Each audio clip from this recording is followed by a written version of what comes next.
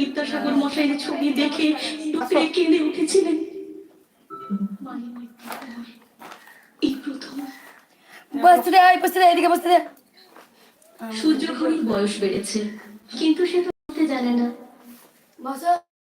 আর কোনোদিন বড় বাড়ির ছেলের সমর পড়ার নেই। পেনশনের কটা টাকা, পল্লীর উদ্বাস্তু কলোনির কটা বাচ্চাকে নিয়ে তার সংসার। ওদের মা বাবা কোনোদিনও এসে বলেন না, মাস্টার মশাই আমার ছেলে অমুক হবে তমুক। মাঝে দু একবার সাথে যে দেখা হয়নি তা নয়।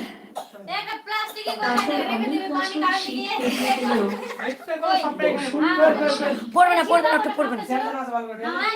সেদিনের আকাশে শ্রাবণের মেঘ।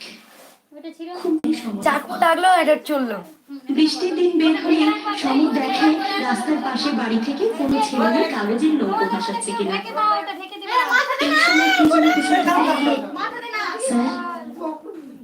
সমর ঘুরে তাকালেন, দেখলেন জল পেরিয়ে কজন ছেলে দন্ত হয়ে আসছে। একজন বলছে অরণ্যর বাড়িতে যাচ্ছেন,